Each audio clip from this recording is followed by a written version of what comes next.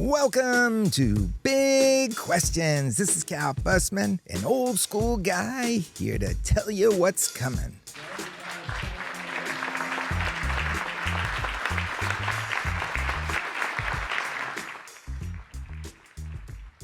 I'm in Austin, Texas. Came here for a crew event, and I was standing on this corner, and they had this robotic food deliverer on wheels. It didn't seem like it knew where it was going. I'm watching this device spin around, doesn't know where it's going. It reminds me of an inebriated Tom Waits back in the late 70s singing, "I ain't coming, I ain't going, my confusion is showing." And I'm thinking, I wish my podcast guest this week was with me, Dr. David Bach. He is the founder of a company called Optios. He's on the cutting edge of technology. And he basically is saying, what you see on Tuesday is different from what you're going to see on Thursday. I think he would have been laughing alongside with me as we were watching that little device spinning around. But here's the thing. He is going to tell you about where AI is going to be in another year and a half, what his company is capable of doing. In fact, why don't you just get a taste? There is a sense within the company, it's a relatively small group of neuroscientists and engineers. We do have this feeling like we're about to invent fire. So let me tell you a little about Dr. Bach. He is creating a platform that is going to help you upgrade your brain. You're going to be able to learn faster, process information quicker, and even allow your memory to be 4 times as powerful as it is now. This is something that particularly appeals to me because it's going to help us all learn better. Now, he will tell you this is going to help a golfer shave 3 strokes off their game, help Victor Wembanyama shoot free throws better than he did the year before.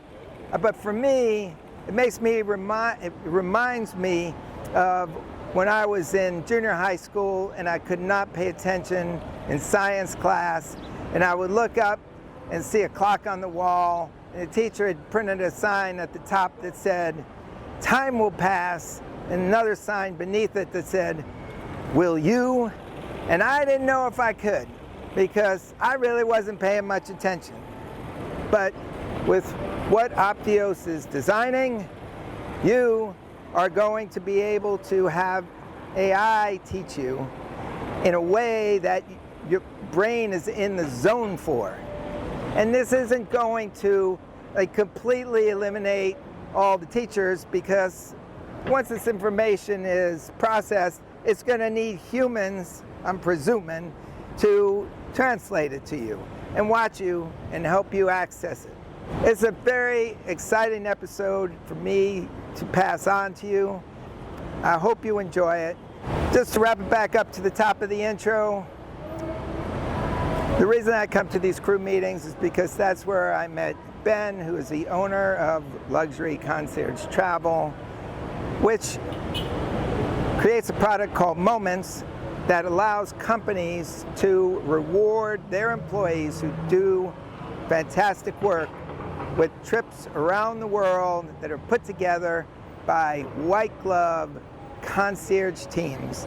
And you're going to hear a wonderful story about one of those winners in the middle of this podcast. So, hope you enjoy it, and let's get straight to Dr. David Bach. Imagine for the moment, Cal, that we're looking at some younger version of you who's now learning in an AI-enabled environment, right? So the science, look, in the future, science is not going to be taught by a teacher standing in front of a classroom with a chalkboard, right? That it's going to increasingly, both for good and bad, what's going to happen is they're going to be doing it with the aid of technology. And what the technology is going to do is it will be teaching you the science in an adaptive fashion, right? Just like Claude does, right? When you say something to Claude, it responds, and it's adapting to the question you're asking. Once you put the human state layer in, it's now going to be adapting to your brain moment by moment. So as the AI is teaching you, first of all, it'll have figured out, well, Cal responds to stories. And so it'll know how to frame things to make it engaging. And it'll have looked at 10,000 other students who have that same kind of pattern, and it'll have learned from that. But it's also going to know moment by moment, are you engaged or not? So it'll allow it, it can teach itself really fast. What do I need to do to keep Cal's brain in the zone so he's learning? How do I present this information to kind of maximize his ability to learn? And, by the way, it's not going to do it just to keep you entertained. It's going to actually do it to ask, what do I need to do to get him to retain information? And so, it's not the same as like with a video game where all they want to do is addict you. What it's actually going to know is, are you encoding the information? And what do I need to do to kind of maximize the ability for you to do that? But yeah, then what it will do is it will be adapting to your physiology and your way of processing information to teach you science in a way where you will learn it faster. And even with very primitive technology, 10 years ago at DARPA, they showed that this type of closed loop adaptation for learning can more than double the speed with which people learn and can more than double information retention. But once the system is really kind of solid, my sense is it's going to just fundamentally revolutionize how you learn. We've done a whole bunch of case studies to show, sure enough, at least in a lab setting, you can leverage this knowledge about the brain to make people better. And, it's building on stuff done with the Air Force and the National Geospatial Intelligence Agency, and work with golfers and baseball players and the like. But it's all kind of saying, if you're aware of what's going on in the brain and you use that appropriately, you can accelerate learning, you can improve performance. And some of the results in the lab are kind of almost jaw-dropping in terms of how potent they are. And now like what? Like what? Like that. So right now we're doing research with a simulated flight task, which was originally built for the Air Force, and showing that you can measure if a student pilot's brain is in a good state or a bad state. And then you can give them feedback when they're in a bad state, which is really kind of the brain is mainly it just gets too excited. Or you give them feedback about where their eyes are looking, where you try to keep the eye movement pattern right. And as long as you do the feedback correctly, we're seeing, 75% improvement in terms of how people are doing at the flight task. I mean, it's staggering, right? In the golf arena, we've done research with golfers who have a kind of a handicap around 10, showing we can improve putting accuracy by like 30%. Like, these are kind of mind-blowing numbers. Now I want to kind of manage, let's say, your expectations and expectations of people listening to this. There's a very long history of people getting staggering results in the lab, which don't fully translate over into the real world. And so I don't want you to be hearing, I can go and take Rory and take 3 strokes off of his game. Like, I'm not making that claim. I'm not even making a claim that the thing is going to work. But there is very good reason to believe, based on billions of dollars of research over the last 15 years, that if you have this human state layer and you allow the AI to become aware of physiology, you should be able to dramatically accelerate learning. You should be able to improve, putting averages and free throw averages and, get people to watch game film and absorb information more quickly. All of those things, there is reason to imagine that this human state layer is going to just fundamentally transform how engaging and effective AI tools become. And that's what we're building toward. And, let me now I want to share one more thing, Cal, if I could, before you jump in, because I want to talk about how this works tangibly. And so I'm talking about the theory, but let me walk you through the specifics about, how the flight task works. And it's a platform, so you can be flying in a simulator, or you can be hitting a golf ball. It's all the same stuff. But, when you're in a simulator, what we're doing is we're collecting over 100 million data points per hour from you. And part of it is we're getting stuff from the simulator. So we know everything that's happening there. And what's really cool is with AI, you can pull that out. You can moment by moment grade how it's going. But we're also having the pilot wear headphones, which have sensors in them. And so we're collecting, a lot of data from the brain. And it's just raw data. We're collecting data from the heart, and we're collecting eye movement data. And if it's appropriate and they're talking in the microphone, we collect information from their voice. All of that information is getting put into our proprietary AI system, which is grounded in a lot of data, just like ChatGPT or Claude has a big database it's trained on. We've trained a big database on a lot of this kind of eye movement, brain data in other areas.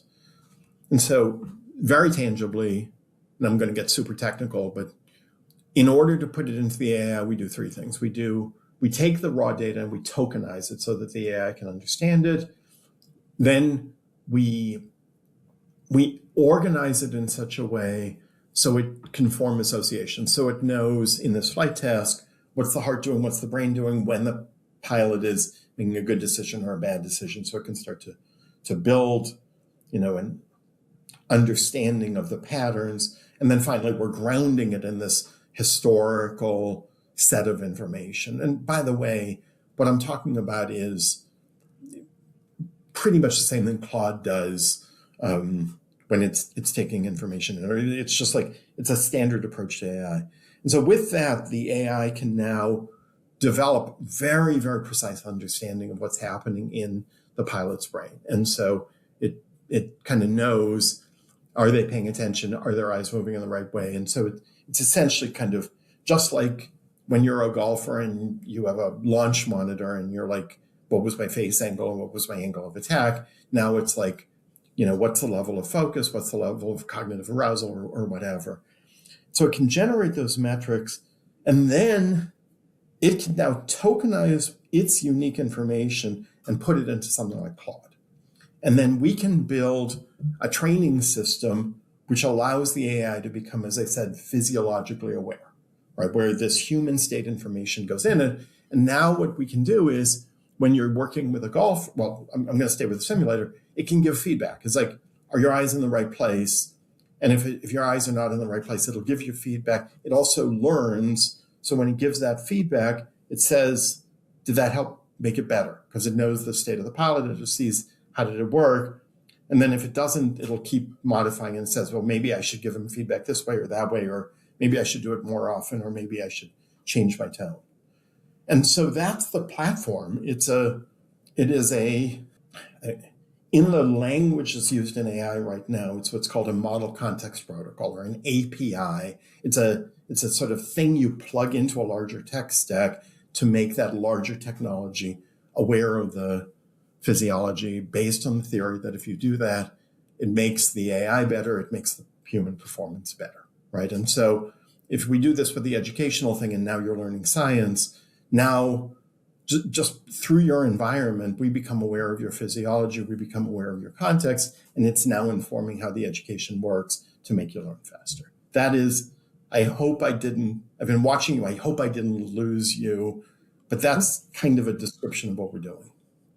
I think I got it. You didn't lose me at all. I was more curious the more you were talking. So this is going to work across the board, because whatever somebody needs to do can be examined, and you can look at what it takes to do that task perfectly, and then you can connect it, the perfect or the better golf shot back to the golfer, and then the golfer knows where his or her eyes belong. Everything about making that shot, the golfer is aware of, and maybe even how the golfer is breathing. I don't know. I'm just making this stuff up. But everything you're saying is right. Right. So what can be confusing about what we're doing is we're building a platform, not a product. And what does that mean? A product is, this is a tool that a golfer uses to make them better. A platform is, here's a thing that you can plug into a golf simulator, but you can also plug it into a flight simulator, or you can also plug it into an educational model. We're building like a widget that has broad applicability, and it needs to work in conjunction with a larger ecosystem, right? Because it's just a widget. So you can't use a widget to become better at golf, but in essence, over time, the platform is going to know more and more and more about how brain signals, what's called EEG, behave in response to a variety of environments. And it's going to know more and more about how you leverage that to make someone better. And so that's exactly right. If we go to a company who makes a golf simulator, now we plug it in. And so now a golfer is wearing headphones when they're golfing. And now we're tracking what their eyes are doing, and we're tracking their heart, and we're tracking, what's going on in their brain.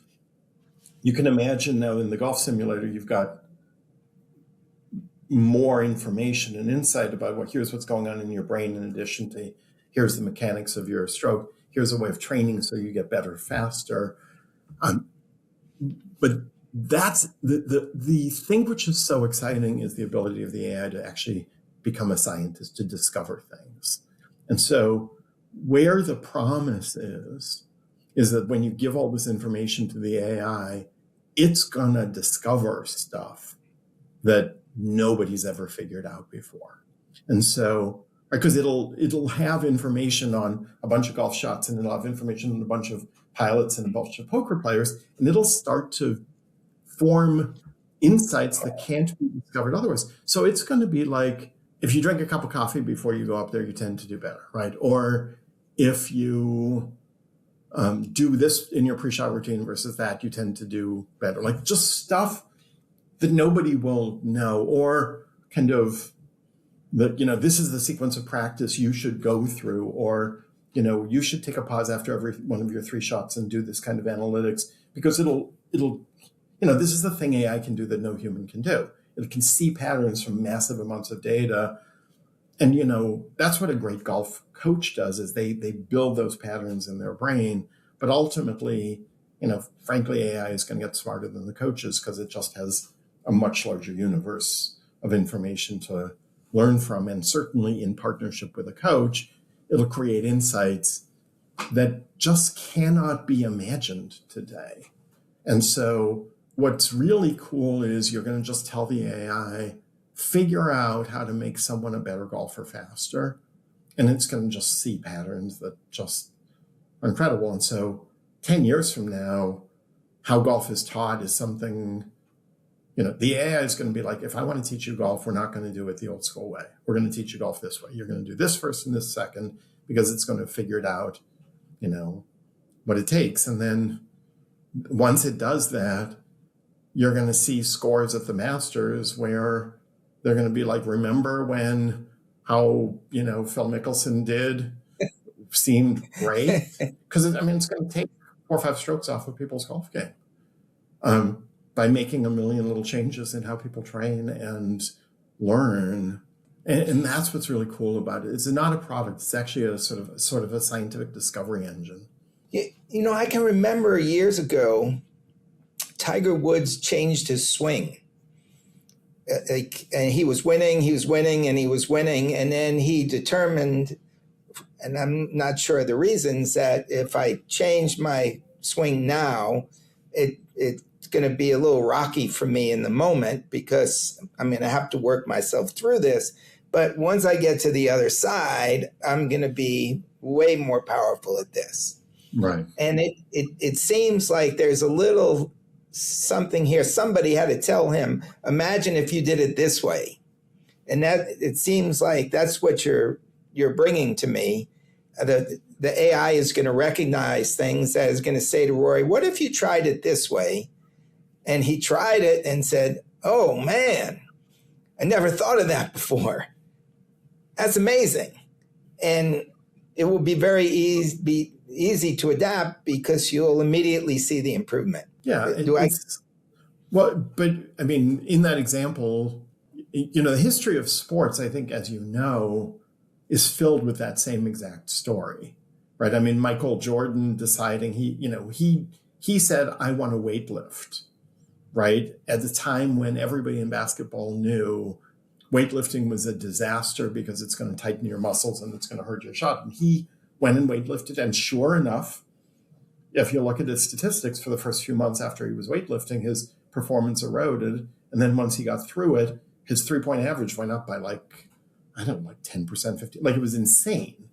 And that story of this tennis player says, I am redoing my serve from the ground up. I am redoing my swing. I am, I've done high jump this way forever, but now I'm going to change my pattern. Like a lot of what makes the greats great is this ability. The Beatles did this, right? It's like the classic story of you get it, you become great, and you're like, I see a future where I can be even greater. I'm going to throw out everything and I'm going to redo it. And I think actually, you're going to see the same thing with this, right? Because, you saw the movie Moneyball, right? I mean, it's the same, like, right. Oh, okay. The sports world is filled with people who are like, we've always done it this way. I know what's best. All of this technology is dumb.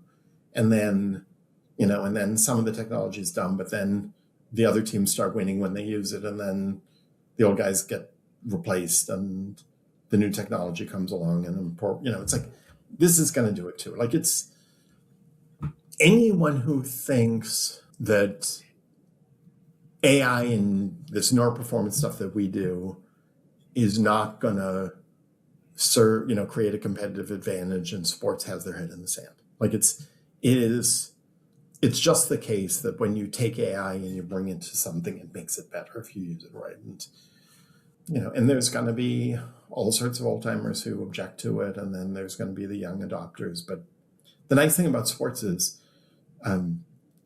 the early adopters win, and then they change the world. Like Moneyball became what it did because it worked. That's a great segue to my sponsor, Moments by LuxuryConciergeTravel.com, because this is a story about getting the most out of life by thinking in a new way.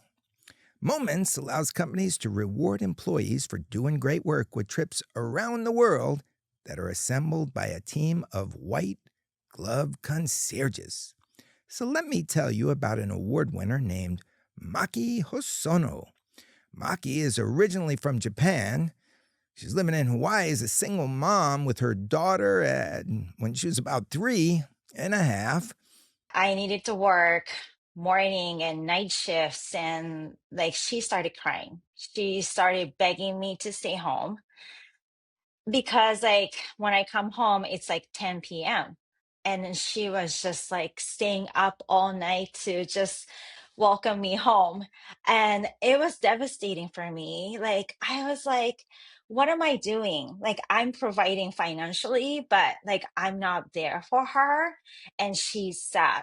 I need to change my situation. So she shifted to a network marketing business where she could work independently with a company. And she started crushing it.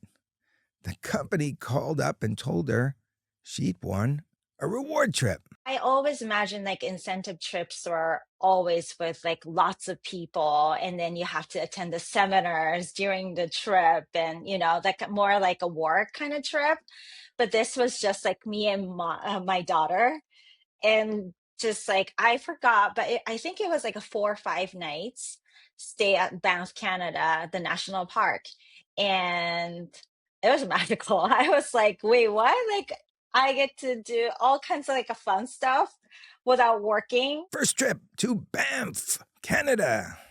That's where she and Mana encountered the mama bear and cubs. Maki keeps crushing it on the job, and she keeps winning trips every year. Mexico, Wyoming, and Portugal.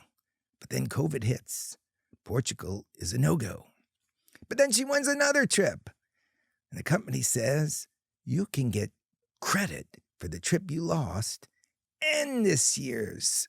So we started looking like, oh my gosh, like where would you want to go?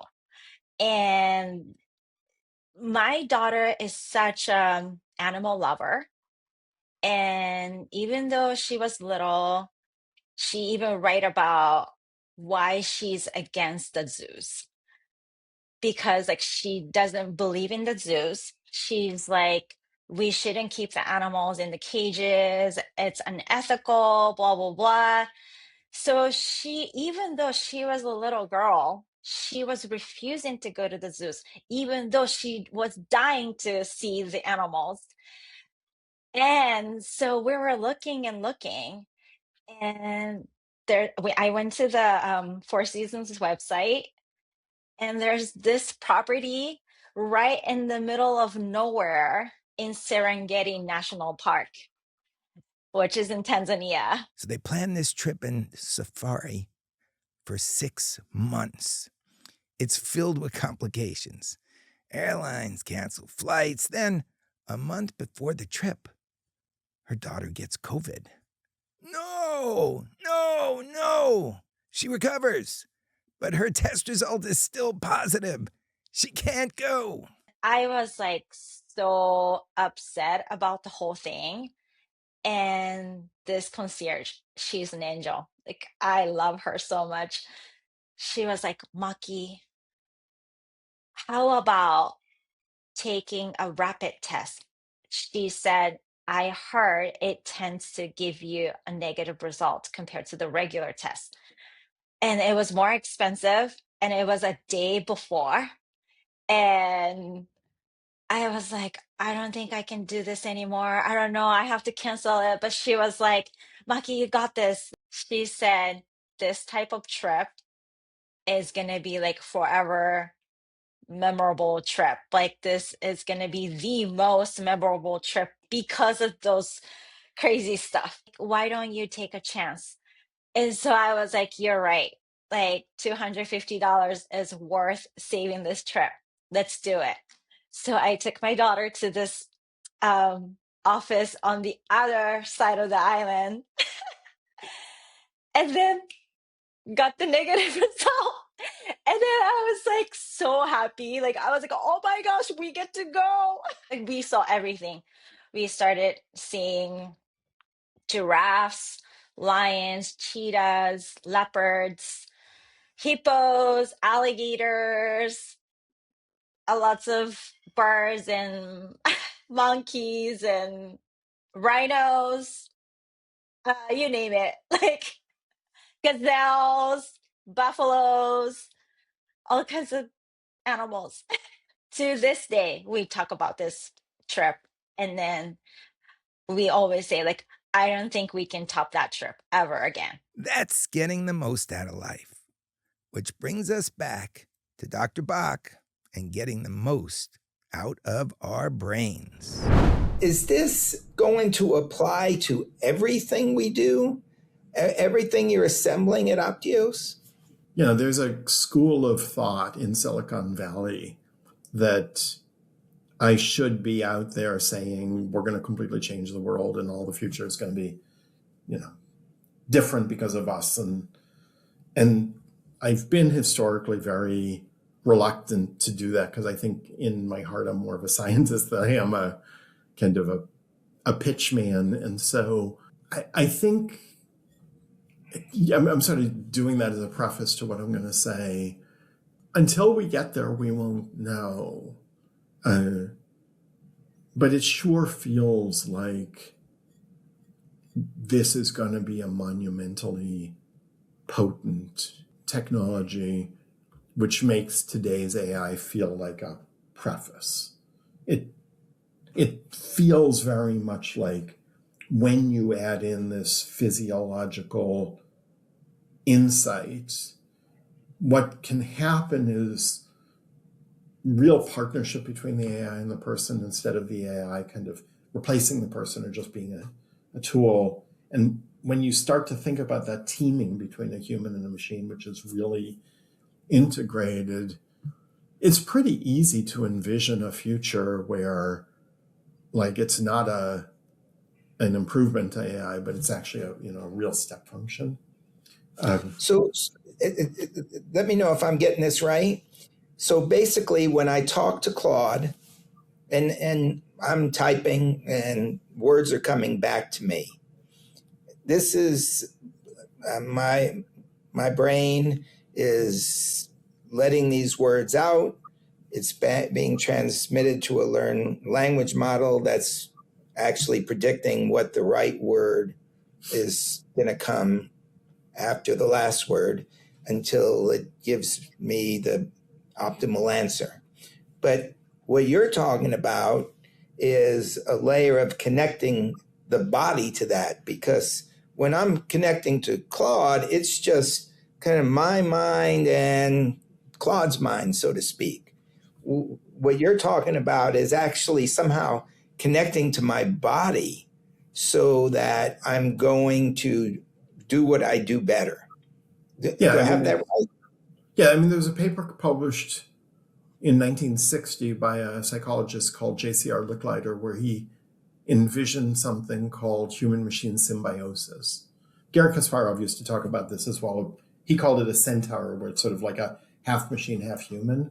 But the Licklider idea was just, if you look at nature, there are these situations where different animal species, work together so symbiotically, it's almost like there's a new organism created out of the two of them. And I think that that's essentially the promise here. And yeah, I mean, right now, when you talk to Claude, I mean, obviously it's insanely powerful, and every day it gets more powerful. It was just a week ago that Claude told me it starts to remember my previous conversations, but at least right now, what it remembers is pretty poor. So now, by the time people are listening to that podcast, that may be old news, and I'm sure that's going to change. But yeah, once Claude knows what your brain is doing, what your eyes are doing, kind of how your brain processes information, how you slept last night, and it learns from that, and it learns from 10 million other people's information, it's going to interact with you in a completely different way, right? It then has that ability to effectively become like a dance partner to you rather than just something which feels like a separate being. I think just intuitively that makes sense, right? I mean, it's just once it gets that information, if it starts to be like, how do I keep Cal engaged? How do I get him to learn fastest? What's the best way to, give him this answer to make sure that his productivity is optimal or his engagement is optimal? It's going to behave differently because it knows that, right? I've experienced that. And even in the conversation I had with Claude, where I was trying to do some brain preparation to speak with you, I asked Claude what Claude Shannon, who Claude is named after, the Right. scientist, when he was 12 years old in a science class, did you know how he was thinking? And it started to explain that there were times where Claude Shannon was bored in science class in junior high school, and that his mind went off on inventing things. And much the same way my mind went to storytelling. And so once I did that, Claude started to reframe its stories to pass on information through Claude Shannon. Now, it probably would have never have done it if I didn't respond to it that way. But you're right, a whole new, like a whole symbiosis was formed, and I was able to understand, and Claude was able to transmit because it understood how where my brain was going or wanted to go. No, I think it's exactly right. And, and look, let me say, what I'm describing, these things are already happening to some extent, right? And so I don't know if Claude uses this, but you can tell a lot about physiology just from keystrokes. Like if people are making more and more errors, you know that they're stressed. If they're typing quickly or slowly, you can kind of assess their cognitive workload. There's research showing, you can use a camera and start to tell when people are falling asleep. So there's already the beginnings of physiological awareness. And look, it's inevitably coming. When we go to AI conferences, everybody's into this. And so it's just pretty obvious once you feed the data from the brain in, it's got so much more information than you can get from a keystroke or from the eyes. And yeah, it's going to feel completely different, I think. And it sort of speaks to the thing we were talking about before, is like, how do you envision the future? I really do believe the future of AI won't feel anything like what it feels like today. I think Claude and OpenAI and the like have demonstrated the capabilities, and every week there's something else which pops out. But once you start integrating all these things together and form a cohesive system, I really think it will be unrecognizable in a few years, and hopefully better. We're just at a very amazing moment in history, and it's really cool to be part of this transformation that's happening in the world. I feel 1,000,000% that way. When we talked the first time, I had this feeling you were taking me someplace new. I went to Claude, and it went 53 minutes before it reminded me that the 40-minute class was over, and that should pay attention to the clock. You got another class to get to. And now here I am, I'm talking to you, and I'm just so grateful for it all. I feel like a different person before I'm even getting into it, but I can now pay attention to science. And at the same time, use everything that happened in my life where I wasn't a scientist, and maybe I might have gotten confined as a scientist in some way.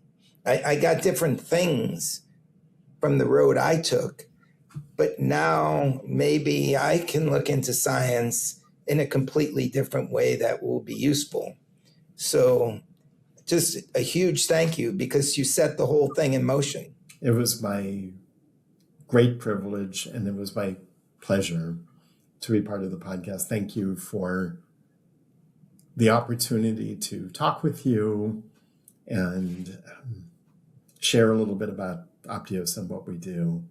It was really fun. It was really rewarding. And I'm thrilled to the extent that this has been useful or eye-opening or transformational for you. So, and I hope for those of you listening, I hope that you're going to have a similar experience. It is the case for those of us who do science that we think it's really cool. And if anybody listening to this just walks out and says, oh, this is really cool, and I think I understand it, then I'll feel like it was a very useful use of my time. So thank you again for the opportunity.